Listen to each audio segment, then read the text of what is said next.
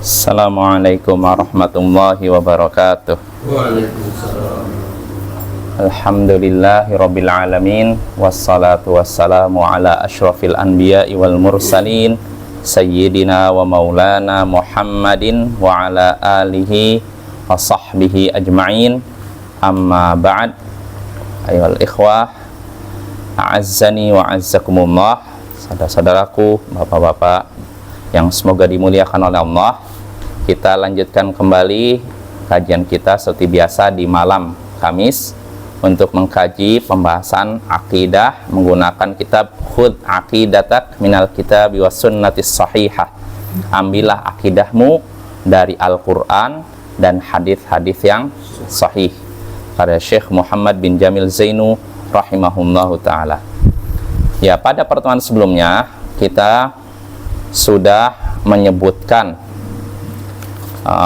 tawassul, permasalahan tawassul, yaitu mendekatkan diri kepada Allah, mencari kedekatan kepada Allah dengan sesuatu. Kita mendekatkan diri kepada Allah lewat sesuatu. Dan tawassul yang diperbolehkan, mendekatkan diri kepada Allah lewat sesuatu yang diperbolehkan, ada 3 yang sudah kita bahas. Pertama, tawassul, mendekatkan diri kepada Allah dengan nama-namanya, nama-nama dan sifatnya.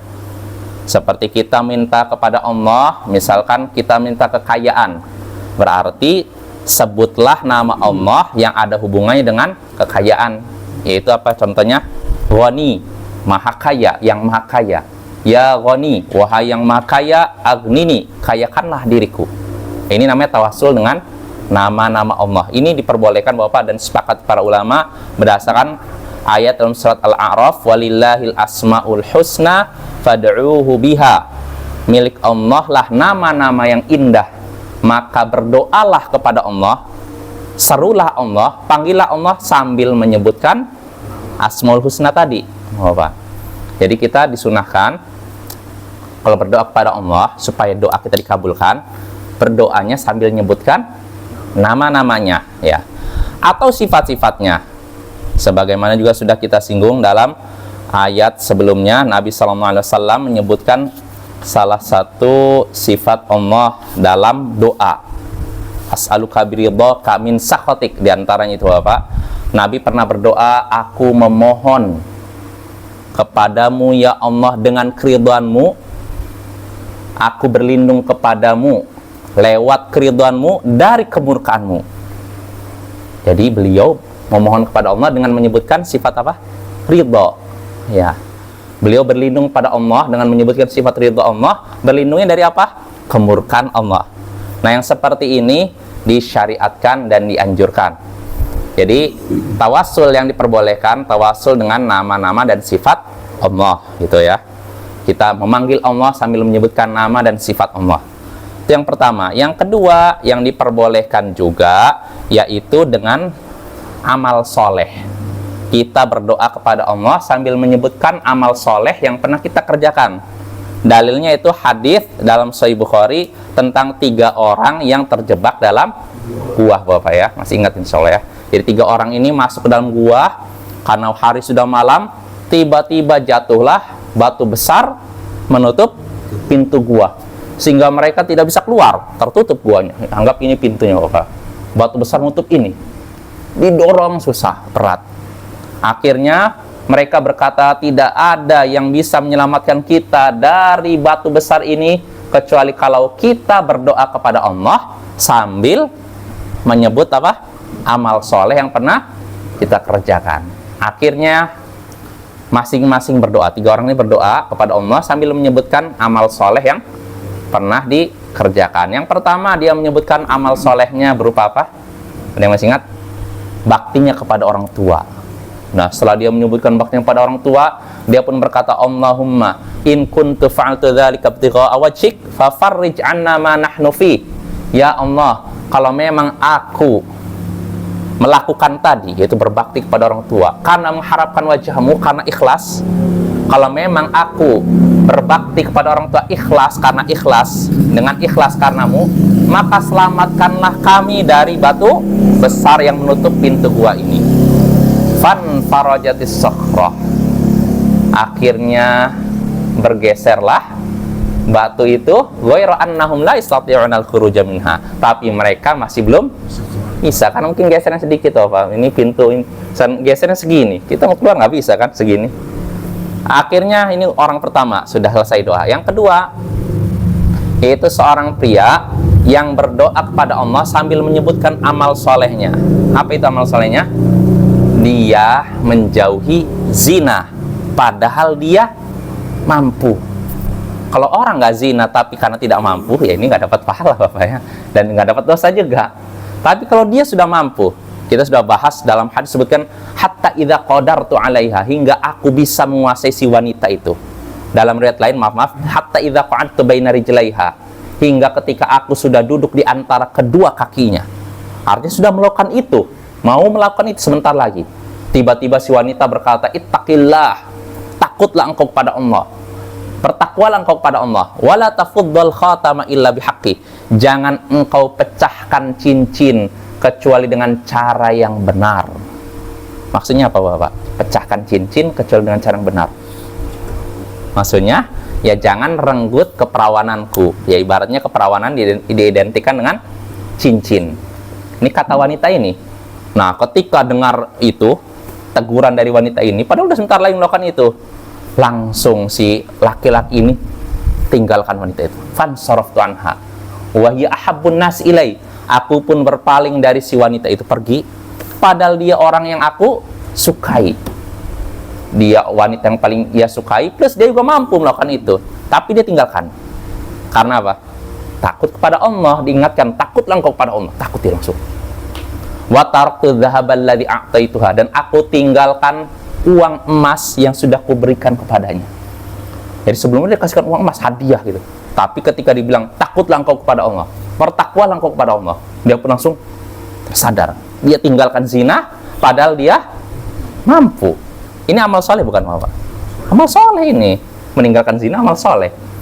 Nah ini, setelah dia menyebutkan ini, orang kedua ini pun berkata, "Ya Allah, Allahumma in kuntu fa'altu dzalika ibtigha'a wajhik fafruj 'anna ma nahnu fi." Ya Allah, kalau memang aku melakukan demikian, maksudnya kalau memang aku meninggalkan zina karena mengharap wajahmu, ikhlas karenamu, maka selamatkanlah kami dari batu besar yang menutupi itu gua ini. Akhirnya fan farajat syai'an. Akhirnya batu besar ini geser lagi, tapi tetap belum cukup mereka keluar. Anggap misalnya segini Bapak, gesernya segini, masih susah. Akhirnya yang orang ketiga doa. Dia menyebutkan bahwa dia itu punya beberapa pekerja pegawai. Wa ataitum ajrum ghairu rajulin wahidin tarakalladzi lahu wa dhahab. Aku berikan semua upah pekerjaku kecuali satu orang. Dia pergi dalam keadaan belum megang upahnya. Jelas Bapak ya? Jadi ini orang ini misalnya beberapa pekerja, misalnya 10. Setelah saya kerja kan mereka berhak dapat. Nah, semuanya dapat kecuali satu, dia udah pergi dalam keadaan belum, dia udah pergi duluan. Akhirnya kata orang ini yang berdoa nih, yang ketiga, fathammaratu ajrahu, aku pun kembangkan upahnya itu. Jadi upah satu orang ini misalkan anggap 2 juta, dikembangkan untuk bisnis ini dan itu, sehingga akhirnya laku, berkembang, uang dari 2 juta jadi 4 juta, jadi hatta kasrat minul amwal, sampai dari uang upah orang tersebut dikembangkan sehingga banyak, jadi banyak hartanya. Nah, tidak berapa lama, faja'ani ba'dahin, tidak berapa lama si pekerja yang tadi pergi itu, belum sempat megang upah itu, dia datang lagi. Faqal, lalu dia pun berkata kepadaku, "Ya Abdullah, addi ilayya ajri." Wahai hamba Allah, tunaikanlah upahku, berikanlah hakku. Jadi dia minta haknya kan, karena kalau orang bekerja kan haknya untuk diberikan itu kan, upahnya kan. Maka apa jawaban orang ketiga ini yang lagi doa ini? Kullu ma tara min ajrik, semua yang kau lihat ini, unta, sapi, kambing, budak-budak, ini semua milikmu. Maka orang ini kaget, si pekerja ini. Dia berkata, "Ya Abdullah, ya hamba Allah, la tastahzi bi." Jangan engkau mengejekku. Jangan engkau mempermainkanku. Maka kata si ini, kata si orang yang ini, yang doa ini, adalah astahzi'u bik, aku tidak sedang mengejek kamu, tidak sedang mempermainkanmu. Artinya ini kan dari upah kamu nih. Ada unta, ada sapi banyak ini. Ini milik kamu, silahkan kamu ambil semua. Padahal anggap upah dia misalkan anggap seharga 1 kambing, tapi yang diberikan kambing berapa puluh, unta berapa puluh, belum lagi harta lainnya. Maka orang ini kaget. Kata si pemilik ini, si tuan si istilahnya bos ini, semua ini adalah milikmu, ini upah kamu nih. Akhirnya apa Bapak? Si pegawai ini ngambil semua harta itu. Falam yatruk minhu syai'an, dan tidak meninggalkan sedikit pun harta Bapak. Jadi padahal upah dia sedikit, tapi karena sudah dikembangkan, semuanya diambil. Lalu orang yang ini, si bos ini pun berdoa. Yang ini kan orang ketiga. Ya Allah, in kuntu fa'altu dzalika ibtigha'a wajhik fafarrij 'anna ma nahnu fi. Ya Allah, kalau memang aku melakukan demikian karena mengharapkan wajahmu, ikhlas, maka selamatkanlah kami dari batu besar yang menutupi pintu gua ini. Akhirnya apa? Bergeser lagi pintu gua tersebut. Akhirnya apa? Fakharaju yamshun. Mereka pun bisa keluar dari gua tersebut. Nah, ini Bapak-Bapak, hadis ini menunjukkan disyariatkannya tawasul dengan amal soleh. Disyariatkannya kita mendekatkan diri kepada Allah dengan menyebut amal soleh yang pernah kita kerjakan. Ya contohnya tadi kan, masing-masing dari 3 orang ini kan menyebutkan amal solehnya kan. Yang pertama apa? Amal solehnya bakti kepada orang tua. Yang kedua, menjauhi zina. Yang ketiga apa kira-kira? Amanah, murah hati. Dia menunaikan upah pekerjaannya walaupun sudah pergi lama. Dia bayarkan. Bahkan bukan cuman sesuai dengan kadar upahnya, dia juga berikan bonusnya. Sebenarnya ini tidak wajib Bapak ya.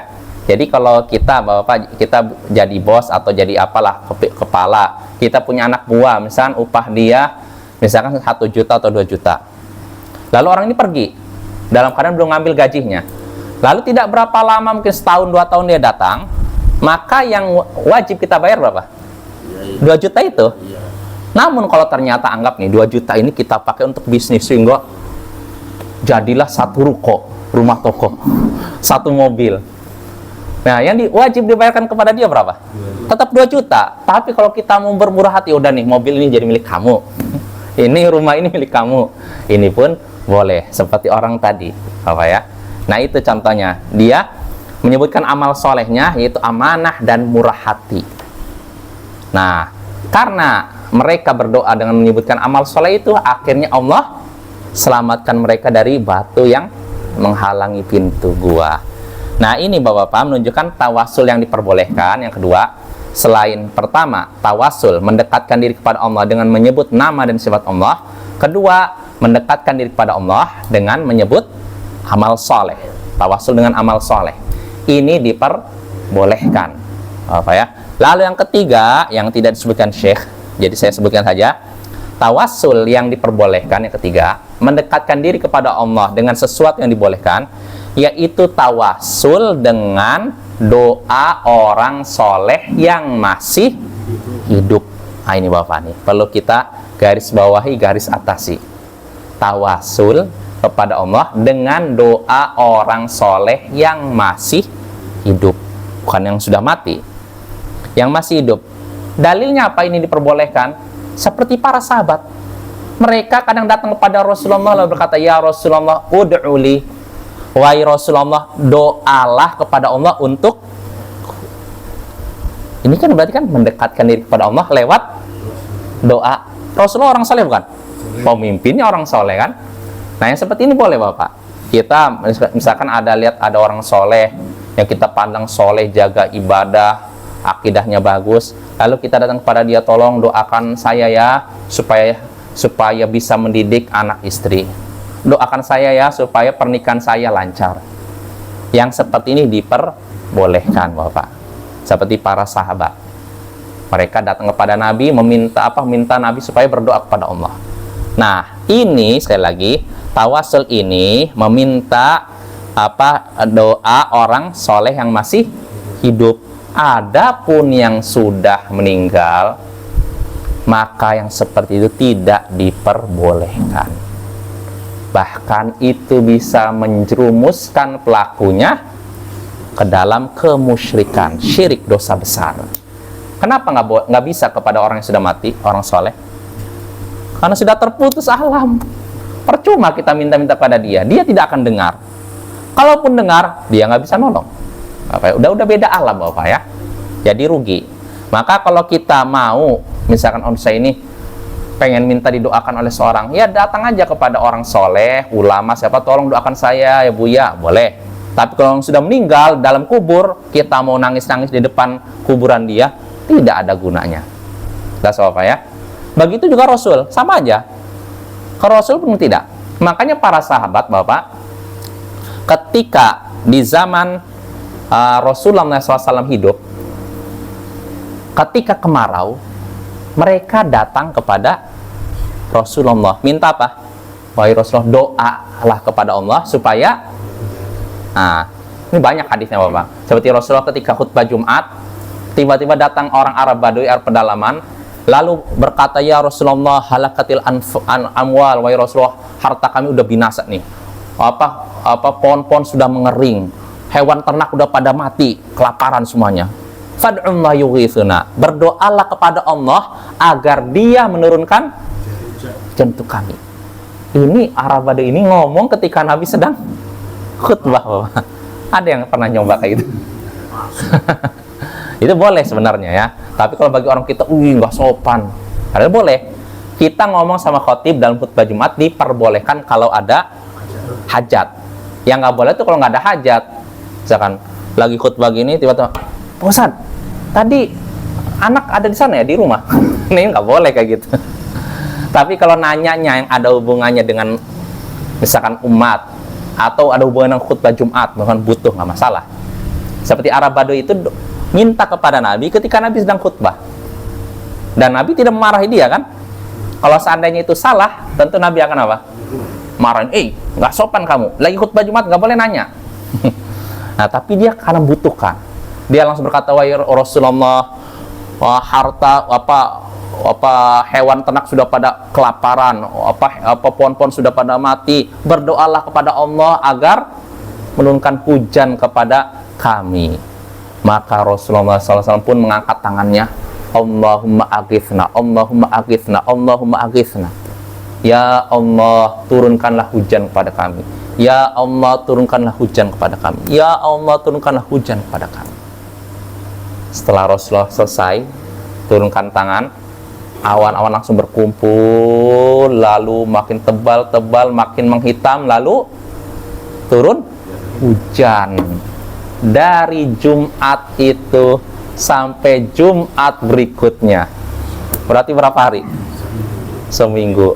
Di Jumat berikutnya, ketika Rasulullah sedang khutbah lagi, tiba-tiba datang lagi Arab Badui. Para ulama nggak menjelaskan apakah Arab Badui yang ini orang yang seminggu sebelumnya datang atau beda lagi. Yang jelas Arab Badui lagi, Arab pedalaman. Arab Badui ini berkata kepada Rasulullah, ya Rasulullah, harta kami terbawa banjir. Ini kami, hewan ternak kami udah terseret banjir. Berdoalah kepada Allah agar menghentikan hujan. Kalau Jumat sebelumnya dia minta apa? Turun hujan. Kalau sekarang hentikan hujan. Maka Rasulullah pun kembali lagi berdoa ketika khutbah Jumat, Allahumma hawalaina wala alaina. Ya Allah, turunkanlah hujan di sekitar kami dan bukan di atas kami. Nah itu Bapak. Jadi kalau kita menyaksikan hujan begitu lebat, lalu terasa mengkhawatirkan akan membuat banjir, bukan berdoa, ya Allah hentikan hujan. Enggak. Tapi ya Allah, pindahkanlah hujan di sekitar kami dan jangan di atas kami. Artinya apa Bapak? Hujan itu rezeki dari Allah. Jangan sampai kita nolak rezeki dari Allah. Kalau memang hujan udah terasa berbahaya, bukan ditolak rezekinya, tapi jelas Bapak ya? Ya sama seperti gini lah, kita kalau saya boleh mengkiaskan sama seperti misalkan Bapak kalau misalkan ada pembagian BLT, misalkan BLT contohnya. Misalkan anggap BLT semuanya masyarakat Siberut Selatan dapat, terutama di Melepet sini. BLT-nya satu keluarga misalkan 10 juta. Contoh aja nih, 10 juta. Lalu ada orang ngerasa, saya udah banyak nih, uang saya udah banyak. Maka bagusnya gimana? Tolak atau gimana? Bagusnya terima, lalu berikan kepada yang lain, yang lebih.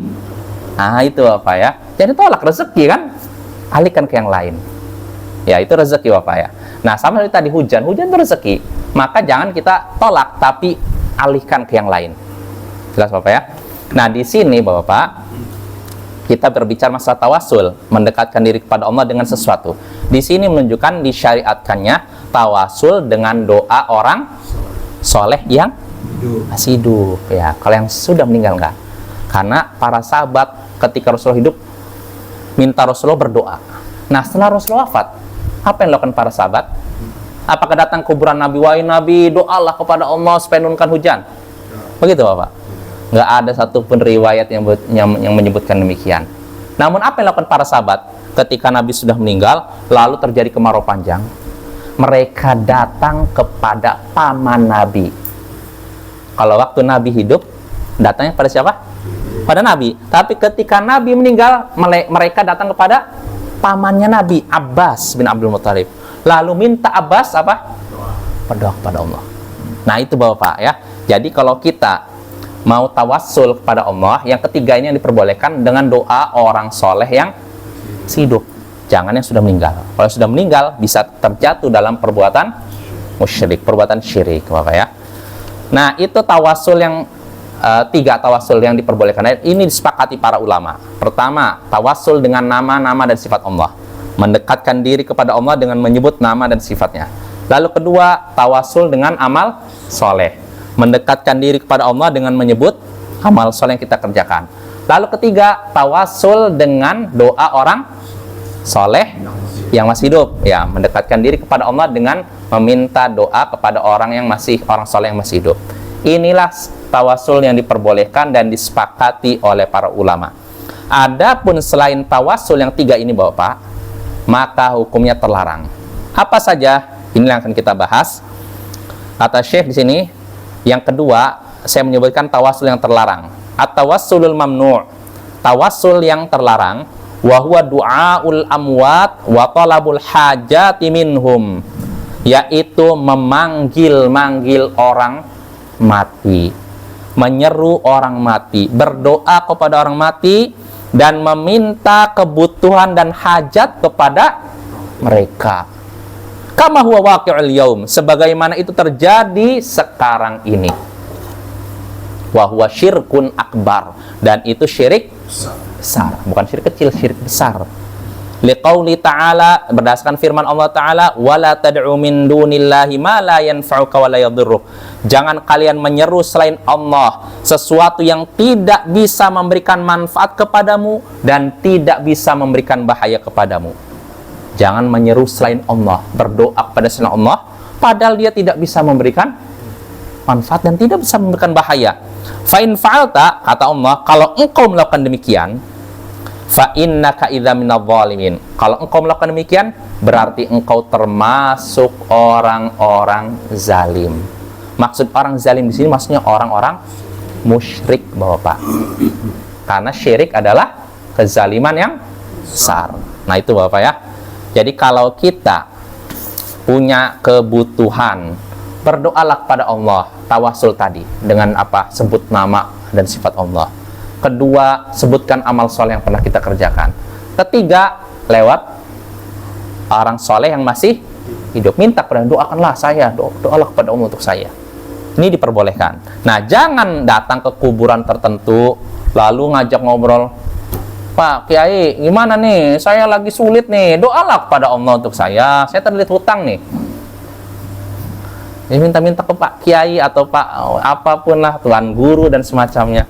Nah, yang seperti ini Bapak tidak akan bermanfaat sama sekali, yaitu syirik besar. Dan ini terjadi Bapak, kata Syekh, kama huwa waqi'ul yaum, sebagaimana itu terjadi sekarang ini. Dan banyak Bapak. Mungkin Bapak bisa lihat di YouTube atau apa, ada orang ngajak ngobrol di kuburan, dia ngajak ngobrol sambil ketawa-ketawa. Ini anak ini nih gini, seakan-akan kayak ngajak orang hidup aja, ngajak ngobrol orang hidup. Jadi asalnya ziarah kubur, kan tujuan ziarah kubur apa? Mengingat mati kan? Tapi malah jadi bahan bercanda, dia ngobrol dengan yang dianggap, oh, Pak, ini Pak, Beh, gimana nih gini, oh, ketawa-ketawa. Itu ada videonya Bapak. Dan yang seperti ini kan memalukan. Nah Bapak ya, jangan seperti itu ya. Maka tugas kita yang sudah mengetahui salahnya perbuatan itu, hendaknya kita tegur orang yang melakukan itu kalau memang kita sanggup ya. Tapi kalau kita tidak sanggup, khawatir dipukul kah atau khawatir gimana, ya sabar aja, ingkari dalam hati ya Bapak ya. Nah itu tawasul yang terlarang. Nah lalu berikutnya kata Syekh, ini pembahasan berikutnya, ini tawasul yang terlarang juga sebenarnya. Syekh menyebutkan wa ammat tawassulu bijahir rasul ka qaulihi ya Rabbi bijahi Muhammad ishfini fahadha bid'atun li'anna sahabata lam yaf'alu wa li'anna Umar tawassal bil Abbas hayyan bidu'aihi. Adapun tawassul mendekatkan diri kepada Allah dengan kedudukan Rasul, mendekatkan diri kepada Allah dengan kedudukan Rasul, seperti ucapan seseorang, wah ya Rabbi, wahai ya Allah, dengan kedudukan Muhammad sembuhkanlah aku, dengan kedudukan Muhammad sembuhkanlah aku, maka ini perkara baru yang tidak ada contohnya dari Nabi. Kenapa? Karena para sahabat, kata Syekh, tidak pernah melakukan itu. Jelas Bapak ya? Jadi seperti gini, wahai ya Allah, karena kedudukan Rasulmu yang begitu agung, sembuhkanlah aku. Ya Allah, karena kedudukan Rasulmu yang mulia, sembuhkanlah aku. Nah ini enggak seperti itu. Ini tidak ada contohnya. Jelas Bapak ya? Kecuali kalau kita maksudnya ya Allah, karena kecintaanku kepada Rasulmu, sembuhkanlah aku. Boleh tidak ini? Boleh tidak Pak? Nih ada dua ya. Ini mudah-mudahan bisa konsentrasi Bapak nih. Pertama, ya Allah, karena kedudukan Rasulmu yang mulia, sembuhkanlah aku. Ini pertama. Yang kedua, ya Allah, karena kecintaanku kepada Rasulmu, sembuhkanlah aku. Sama tidak kira-kira? Beda. Yang pertama, dia tawasulnya dengan kedudukan Rasul. Kalau yang kedua, tawasul kepada Allah dengan apa? Kecintaannya kepada Rasul. Yang pertama, tidak ada contohnya dari para sahabat. Dan ini tidak boleh. Ya Allah, karena kedudukan Rasulmu yang mulia, nggak bisa. Tapi kalau ya Allah, karena kecintaanku kepada Rasulmu, kecintaan kita kepada Rasul namanya apa? Amal soleh kan? Nah, dan kita sudah bahas tawasul dengan amal soleh, boleh tidak? Boleh. Tapi kalau ya Allah, karena kedudukan Rasulmu yang mulia, sembuhkanlah aku. Nah, ini tidak ada contohnya. Loh, berarti kamu mengingkari kedudukan Rasul? Tidak. Kita mengakui kedudukan Rasul. Rasul memiliki kedudukan yang mulia. Ya tidak Bapak? Kalau ada orang yang mengingkari kedudukan Rasul, mengingkari kemuliaan Rasul, apa hukumnya? Haram. Bukan cuma haram, kafir. Gimana dia mengingkari kemuliaan Rasul? Yang kita ingkari bukan kemuliaan Rasulnya, tapi tawasul kepada Allah dengan menyebutkan kedudukan Rasul. Nah ini nggak ada contohnya. Sebab yang namanya ibadah kan harus ada contohnya dari Nabi atau para sahabatnya. Dan para sahabat tidak pernah melakukan itu. Jelas Bapak ya? Jadi yang benar kalau kita mau tawasul gini, ya Allah, karena kecintaanku kepada Rasulmu, sembuhkanlah aku. Ini namanya tawasul dengan amal soleh. Ini boleh. Tapi kalau ya Allah, karena kedudukan Rasulmu yang mulia, maka sembuhkanlah aku. Nah ini nggak ada contohnya. Walaupun kita tidak ingkari Rasul memiliki kedudukan yang mulia, tapi kalau itu dijadikan tawasul, itu tidak ada contohnya. Bisa dipahami Bapak ya? Itu alasan pertama, para sahabat tidak melakukannya. Lalu kedua, wali anna Umar tawassala bil Abbas hayyan bi du'aih wa lam yatawassal bir Rasul ba'da mautih. Nah, perhatikan Bapak nih yang kedua nih. Kenapa yang seperti itu tidak boleh? Karena tadi kan pertama para sahabat Nabi tidak pernah melakukannya. Kedua, karena Umar, di zaman Umar kan terjadi paceklik. Ya. Karena Umar tawasulnya dengan Abbas ketika dia masih hidup. Jadi kan kita sudah bahas, ketika di zaman Rasul, zaman Nabi, terjadi paceklik. Para sahabat datang ke siapa? Rasul, minta Nabi apa? Minta Rasul berdoa kan? Nah, ketika Rasul meninggal di zaman Umar terjadi paceklik panjang. Apa yang dilakukan para sahabat ketika itu? Datangnya kepada Abbas, minta Abbas berdoa kepada Allah. Abbas masih hidup kan? Nah, lihat tuh. Umar ketika terjadi paceklik panjang, dia khalifah, pemimpin negara. Dia tawasulnya dengan Abbas, dengan doa Abbas.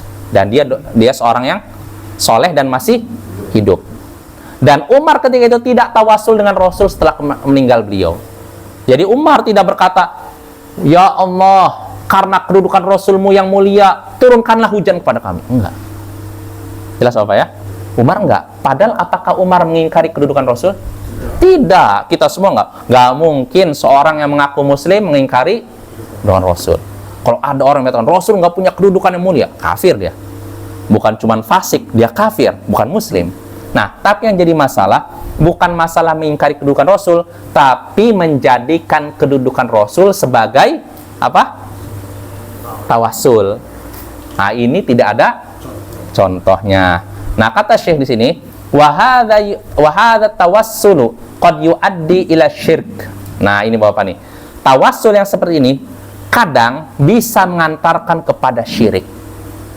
Ucapan kayak, "Ya Allah, karena kedudukan Rasulmu yang mulia, maka sembuhkan aku, maka turunkanlah hujan." Yang seperti ini bisa jadi mengantarkan kepada syirik. Ya. Kenapa? Wadzalika idza taqada anna Allah muhtajun liwasitati bashar. Yang demikian itu bisa mengantar kepada syirik jika meyakini bahwa Allah butuh kepada perantara berupa manusia. Nah, ini bisa mengatakan pada syirik kalau kita sampai meyakini Allah itu butuh perantara manusia. Kal amir wal hakim, seperti seorang pemimpin dan seorang misalkan presiden dan semacamnya. Li'annau syabbahal khaliqa bil makhluk, karena dia sudah menyerupakan khaliq. Khaliq artinya apa? Pencipta Allah dengan makhluk yang dicipta. Ya kan itu Bapak ya? Nah, kalau Allah kan nggak butuh seperti itu kan? Ya tidak? Ya kan Allah. Beda dengan makhluk. Bapak, ya contohnya gini lah. Presiden. Nggak usah, kalau presiden terlalu besar lah. Pak Kades, kepala desa. Apakah kepala desa bisa mengetahui keluhan rakyatnya? Bisa? Nggak mungkin langsung kan? Tidak mau dia butuh apa? Perantara kan? Tolong, coba cek apa keluhan warga saya. Ya kan? Butuh seorang kan? Nah, ini makhluk. Nah, kalau sampai kita tadi, orang misalkan, "Ya Allah, karena kedudukan Rasulmu yang mulia, sembuhkanlah aku." Kalau sampai ada keyakinan Allah, kalau tanpa menyebutkan itu, Allah nggak tahu keluhan saya. Berarti kita menyamakan Allah dengan tadi, Pak Kepala Desa, yang tidak tahu keluhannya kecuali lewat perantara. Jelas Bapak ya? Maka yang seperti ini terlarang. Bisa, pertama tidak ada contohnya. Nah, para sahabat tidak melakukannya. Umar bin Khattab, seorang khalifah yang mulia, tidak pernah melakukannya. Lalu ketiga, ini juga bisa mengantarkan pada syirik. Jadi seakan-akan nanti muncul keyakinan Allah itu membutuhkan apa tadi? Perantara berupa manusia. Kalau nggak ada ini, Allah tidak tahu keluhan saya. Wah, ini bahaya Bapak. Jadi sama saja kita menyamakan Allah dengan manusia. Ya. Walima, kata Syekh sini, walima arifatil mazid natafasil wa adillati hadzal mawdu' yuraja'u risalatut tawassuli wa ahkami wa anwa'i li Syekh Al-Albani. Untuk mengetahui penjelasan lebih jauh, lebih banyak dan dalil-dalilnya tentang hal ini, silakan lihat sebuah karya tulis namanya Tawassul, hukum-hukumnya dan macam-macamnya, karya Syekh Al-Albani. Nah, ini jadi Bapak kalau mau lihat pembahasan tentang ini tadi, hukum tawassul dengan apa? Dengan kedudukan Rasul, silakan lihat kitab ini, Tawassul wa Ahkam wa Anwa'u. Kalau saya sendiri tidak punya kitabnya, tapi ada dalam bentuk PDF. PDF itu artinya dalam di Bapak lihat laptop itu artinya kitab asli di foto. Jadi kita ya seakan-akan kayak baca buku. Bedanya ini dalam bentuk laptop. Jadi kalau sekarang nih Bapak, kalau kita bawa buku kemana-mana kan repot ya. Kalau zaman dulu kan kita mau ngajar nih, ngajar kitab. Ini kan kalau ini tipis lah nih. Sahih Bukhari. Belum lagi syarahnya Fathul Bari. Bawanya banyak. Tapi kalau sekarang udah Allah mudahkan. file Sahih Bukhari syarahnya udah ada dalam laptop. Jadi tinggal buka, oh ini nih halaman segini, udah nampak. Jadi di foto ini Bapak, halamannya ini, penerbitnya apa, terbitan tahun berapa, itu udah ada. Jadi udah praktis ya. Kalau dulu nggak seperti itu. Jadi kita kalau mau ngajar Sahih Bukhari misalkan, harus bawa buku Sahih Bukhari-nya, kitab penjelasannya kadang sumpuk segini. Nah itu Bapak ya. Nah itu bagi yang ingin kita memperdalam lagi masalah apa tadi, tawasul dengan kedudukan Rasul. Ya kesimpulannya Bapak, tawasul yang diperbolehkan cuma 3. Tawasul dengan apa? Yang pertama amal soleh, dengan doa, dengan nama dan sifat Allah. Kedua dengan amal soleh. Ketiga dengan doa orang soleh yang masih hidup. Adapun selain ini tidak diperbolehkan. Ya, termasuk tadi. Nah, kita lanjut lagi. Pertanyaan ketiga di sini kata Syekh, hal yahtajud du'a liwasitati bashar? Apakah doa itu butuh perantara manusia? Apakah doa itu butuh perantara manusia? Al-jawab, la yahtajud du'a liwasitati bashar. Doa itu tidak membutuhkan perantara manusia. Liqauli ta'ala, berdasarkan firman Allah Ta'ala, wa idza sa'alaka ibadi anni fa inni qarib. Jika hambaku bertanya kepadamu tentang diriku, maka jawablah sesungguhnya aku ini dekat. Artinya Bapak nggak perlu kita ya Allah. Makanya Bapak, sebenarnya para ulama tadi kan membahas tentang tawasul yang diperbolehkan, yaitu meminta doa orang yang soleh masih hidup. Ini diperbolehkan, tapi tidak terlalu dianjurkan. Artinya kalau kita diperbolehkan boleh, tapi kalau apakah dianjurkan? Enggak juga. Artinya jangan jadikan kebiasaan kita menyaksikan orang, tolong doakan saya, tolong doakan saya, walaupun dia masih hidup, soleh, boleh aja. Tapi ini tidak dianjurkan terus-menerus. Kenapa Bapak? Kenapa kira-kira? Karena pertama, apa bahayanya kalau kita menyaksikan orang soleh, lalu tolong doakan saya, tolong doakan saya. Pertama, seakan-akan kita menganggap Allah itu tidak akan mendengar ucapan kita kecuali lewat ini, ya kan? Terus-menerus gitu kan, kalau kita terus-menerus kan gitu, menganggap akan Allah hanya mendengar kalau dia yang doa, kalau saya doa nggak didengar. Wah ini bahaya nih. Nah itu pertama. Terus kedua, bisa membahayakan orang soleh ini. Kenapa? Setiap orang datang, doakan saya. Oh jadi saya dia orang baik. Dimintain doa terus. Lama-kelamaan timbul apa? Bangga. Nah ini bahaya juga Bapak. Makanya kata para ulama, ketika membahas tentang tawasul yang diperbolehkan, yang ketiga, meminta doa kepada orang soleh yang masih hidup, diperbolehkan, bukan dianjurkan terus-menerus. Karena kalau terus-menerus tadi, dikhawatirkan kita berkeyakinan doa Allah hanya bisa dikabulkan lewat perantara. Nah ini termasuk terlarang. Nggak Bapak ya, kalau kita doa kepada Allah langsung Allah dengar. Yang penting diri kitanya diperbaiki. Karena Bapak, doa itu kan ada syarat-syarat, ya kan? Nah, di antara syarat dikabulkan doa, bersihkan diri kita dari maksiat. Nah, itu Bapak ya. Kenapa sebagian orang doanya berdoa langsung Allah kabulkan? Ya mungkin karena dia apa?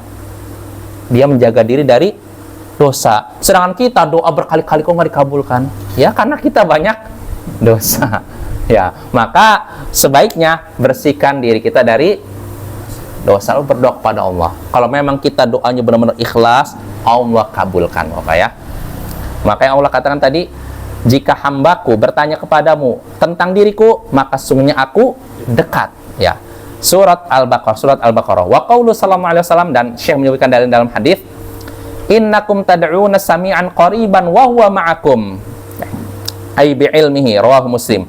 Sesungguhnya kalian menyeru Zat Tuhan yang maha mendengar lagi maha dekat, dan dia selalu bersama kalian dengan pengetahuannya.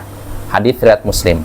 Hadis ini Bapak berbicara tentang kejadian para sahabat pernah berjalan bersama Nabi di suatu tempat yang sepi ya.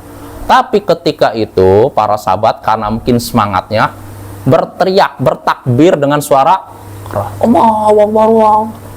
Maka Rasul menegur mereka. Rasul menyatakan, sesungguhnya kalian ini sedang menyeru Tuhan yang maha mendengar lagi maha dekat. dan dia selalu bersama kalian. Artinya Bapak, sama seperti gini Bapak, saya kalau ngomong sama Aldin dekat gini, apakah sama dengan orang yang manggil jauh sana? Tidak kan? Nggak mungkin saya ngomong ini seperti ngomong dengan orang yang jaraknya 100 meter. Nggak mungkin kan? Nah begitu pula Allah, Allah maha mendengar. Jangankan kita ngomong gini, dalam hati saja keinginan kita sudah Allah tahu, maka nggak perlu teriak-teriak Allah. Nabi negur para sahabatnya yang ketika itu bertakbir, berzikirnya dengan keras, sehingga sesungguhnya kalian itu sedang menyeru Tuhan yang maha mendengar, bukan Tuhan yang tuli, dan dia dekat dengan kalian. Artinya dia dimanapun kalian berada, dia tahu. Wa huwa ma'akum, dan dia bersama kalian. Artinya Allah di mana saja kita berada, Allah tahu. Mau di dalam laut, mau dalam tanah, di atas awan, Allah tahu. Maka nggak perlu berteriak dan bersuara keras ketika memanggil Allah. Ya, jelas apa ya? Habis. Oh ya dah. Satu lagi Bapak ya, satu lagi. Yang ketiga, pertanyaan ketiga di sini. Penutup sini.